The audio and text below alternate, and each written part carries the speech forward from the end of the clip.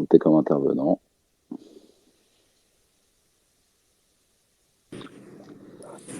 Alors, est-ce que vous avez la... Oui, c'est Oui. bon. Bonsoir à tous. Bonsoir. Je peux parler, mais en fait, moi, ce que j'ai à apporter à ce débat, parce que ça me touche personnellement, puisque j'ai perdu mon emploi pour ça. Je travaille dans la finance depuis quelques années et j'ai changé d'employeur et j'ai été embauchée par un grand groupe bancaire que tout le monde connaît. Et j'ai découvert quelque chose qui m'a frappée sur la pension retraite. Je m'explique. J'ai dans mon portefeuille plus de 2000 clients, dont beaucoup de NRF. Les NRF, c'est les non-résidents français. D'accord? Et c'est des comptes avec des clients qui ont plus de 90 ans, qui n'ont pas à manifester de présence depuis plus de... des fois, c'est 20 ans, des fois, c'est 15 ans, des fois, c'est 10 ans. Pourtant, il y a chaque mois des pensions qui tombent sur le compte régulièrement.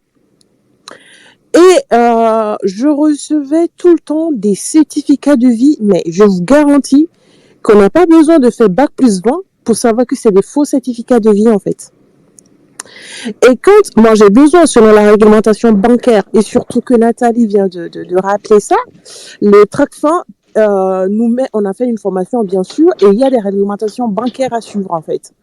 Il faut faire des vérifications. Donc, du coup, quand j'essaye de trouver ou de vérifier l'identité pour être sûr que le titulaire du compte est toujours vivant, impossible, en fait. Impossible. Et je tombe sur des gens, excusez-moi, je ne vais pas stigmatiser qui que ce soit. Je tombe sur des pays, souvent en Afrique du Nord, et je tombe dans des cabinets des cabinets téléphoniques, et qui disent « Ah oui, c'est mon frère, mais il était juste là il y a 5 minutes, il est parti. Ben, est-ce que je peux l'authentifier ?» Ben, impossible. Des fois, je reçois des courriers, je suis pareil, je fais des appels, impossible d'avoir les informations dont j'ai besoin pour valider les demandes de virement qu'ils m'envoient. Mais est-ce que l'argent est mouvementé sur les comptes? C'est-à-dire que est-ce qu'il est retiré? Est-ce qu'il est utilisé? Non. Ou est-ce qu'il dort? L'argent dort, en fait. C'est un compte dormant. C'est que des comptes dormants. Les NRF, c'est que des comptes dormants.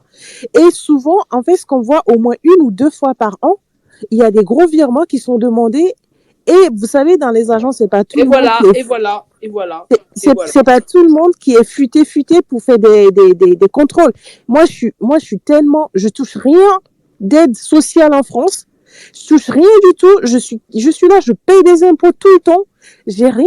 Et quand je vois ça, et sachant que j'avais bossé au Pôle emploi auparavant, je voyais des retraités avec 400, 500, 600 euros de pension de retraite. Et quand je découvre ce poteau rose, je vous cache pas que j'avais mal au cœur. Et il y avait mon cœur qui saignait. Et je refusais, sans vérification du client, je refusais les virements. Et là, c'est quand je remontais les informations à mes responsables, je vous dis, mes responsables du service conformité, qui sont censés lutter contre le financement du terrorisme et le blanchiment d'argent, ils ne réagissent pas. Ils me disent, je ne suis pas police et que j'ai pas à faire ce job. Je dis, si, je dois le faire. Si. Parce que c'est souvent des jeunes. C'est souvent des jeunes qui font ces demandes de virement. Et c'est un gros réseau. Et c'est un gros réseau en Afrique du Nord. Et moi, ça m'agace. Ça m'agace. Et aux dernières nouvelles, j'ai été licenciée pour ça parce que mon employeur estime que je dépasse les bornes. Donc, du coup, j'ai dit, je suis désolée, je fais mon devoir éthique d'alerte. Donc, si je ne peux pas faire ça, je ne sais pas à quoi bon d'avoir une certification AMF, d'avoir toutes les certifications de conformité pour bosser dans une banque et ne pas appliquer ce qu'il faut, quoi. Et ça, c'est une petite partie, parce que j'ai même des demandes en agence, il y a des gens qui se pointent en agence, soit en disant, ah oui, mais je suis la cousine, et regardez, j'ai le certificat de vie, il a signé une demande de procuration. Ben non, ça fonctionne pas comme ça. Ça ne fonctionne pas comme ça. Et je me dis, si moi, j'ai découvert ça, combien de réseaux bancaires qui ne réagissent pas? Ah, Parce que tout ça, tout le monde doit réagir, en fait. Il faut arrêter de dire, dès qu'on signale quelque chose qui va pas, vous êtes raciste, vous êtes facho, parce que moi, je suis noire comme un cul.